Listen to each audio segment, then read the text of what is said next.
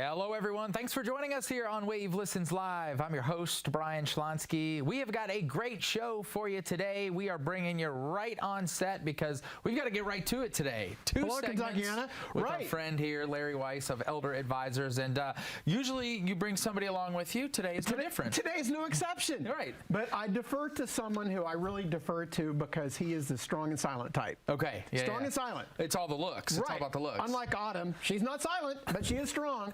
Hey, got to give a shout out to. The close-up. What is on camera? I never get a close-up like that. How come the peep gets a close-up? I don't like this at all. Even the ears were cut off. That's a good size peep. So I got to give a shout out to the Frame Shop over in Sellersburg, Indiana, to Rhonda and Bill. Rhonda runs the place, does a great job. To this day, quite frankly, nobody has an idea or a clue what Bill does. Okay. I mean, he ambles around in a bathrobe and one slipper. Why one slipper barefoot? I don't know. He's eating Pop-Tarts, and I'm afraid to say anything, so I just kind of sounds like a job for me. I'm just like, amazing. Hi. Yeah, you know, I just kind of go.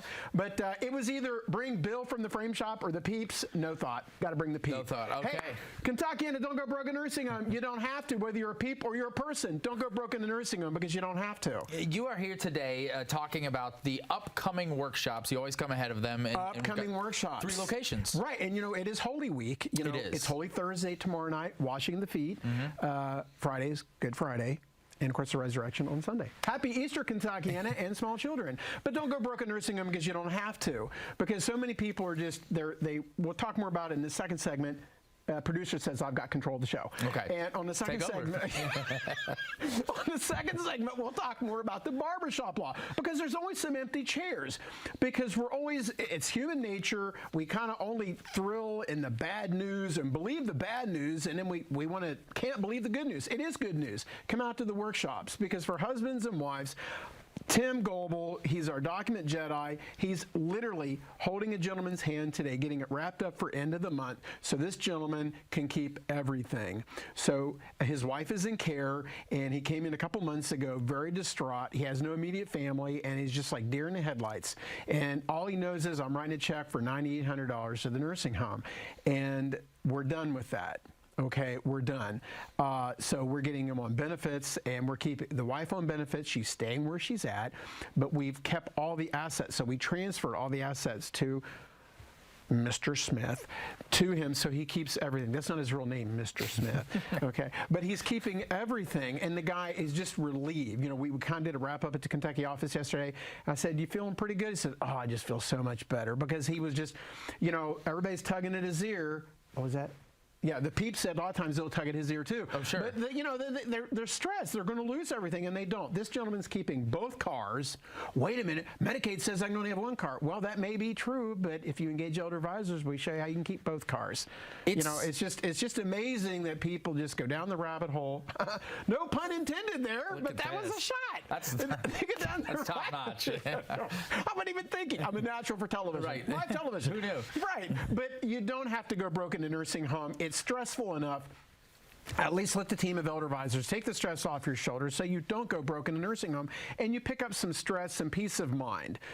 We had a daughter coming in. She came in about 2-3 weeks ago, and she's power of attorney. We laid the plan out for her, and you know, she just had a lot of I's to dot and T's to cross, and she came back yesterday, and we picked up right where we left off.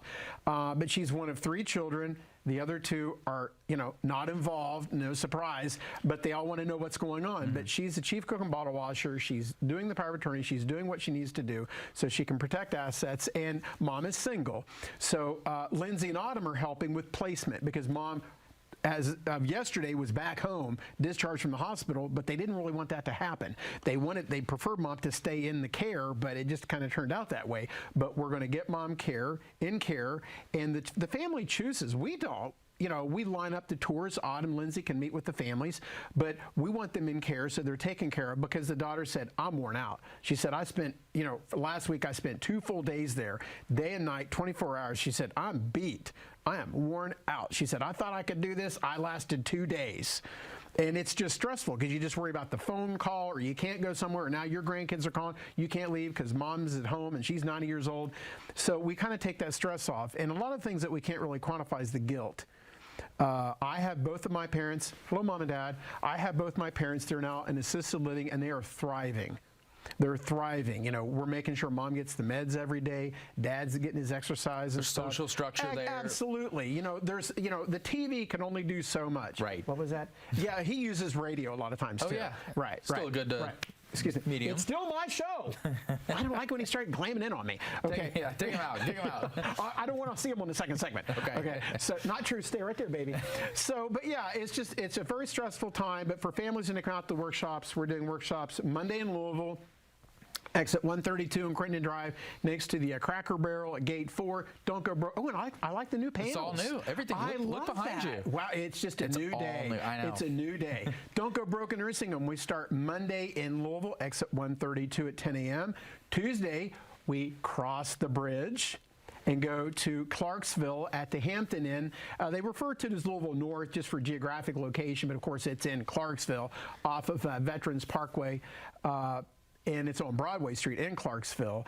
And attorney Laura Williams will be at the Indiana Workshop. And then Bob Marshall, I digress, he should have been mentioned at the April 1st, but he'll be at the Louisville. And of course, we're going down to Elizabethtown. We try to get down there twice a year. We've had quite a few Eventbrites just today from E-Town or Elizabethtown for the April 3rd Wednesday. And Bob Marshall, Bob's very busy this time of year. He's both an attorney and a CPA tax attorney. Oh, so man. as you can well imagine. Yeah. He's still got half a month left. He's a very busy man. I was talking to Terry Graham and Mike Connell at DMLO Accounting last night for, you know, getting taxes lined up and returns and stuff. But it's a full team to cross the finish line, so you are successful to do that. But, you know, they can go to freeworkshop.com and register on Eventbrite for any of the workshops. You always want to get there about 10, 15 minutes early, find out where the restrooms are, you know, just kind of get situated, get a chair you like and stuff like that. But it starts with a long journey. You know, Lindsay likes to say, you know, the best time planetary was 20 years ago or today. Just do it. You know, because the families that are hardest to probably reach for us are the ones where, you know, let's say dad and his daughter come into the office and mom is getting rehab and dad's in denial. And, you know, Lindsay says she can't remember the last time someone ever got 100 days of Medicare because people are conditioned. Well, I'll get up to 100 days. I've got time. No, you don't. Because typically after 20 days, they're looking to stop. If the patient is not improving both physically, mentally, and responding to that care, Medicare is going to stop that Medicare rehab. And there's at least one person in Kentucky going, I didn't know they could do that. Yeah, they will do that. You know, if you're lucky, you'll get to 20 days. After that, you might get 80, but you got to show improvement. If not, they're going to stop. And then you get the right to check. And that's when the reality hits. So a lot of people think we've got time. No, you don't. No, you don't. Some of what you were discussing is that barbershop law and some hearing things from other places that aren't true. We're going to dive into way more of that. We've got another segment here with Larry and Elder Advisors. Don't go broke in a nursing home. Don't do it, Kentuckiana. Come right back for more live on Wave Listens Live.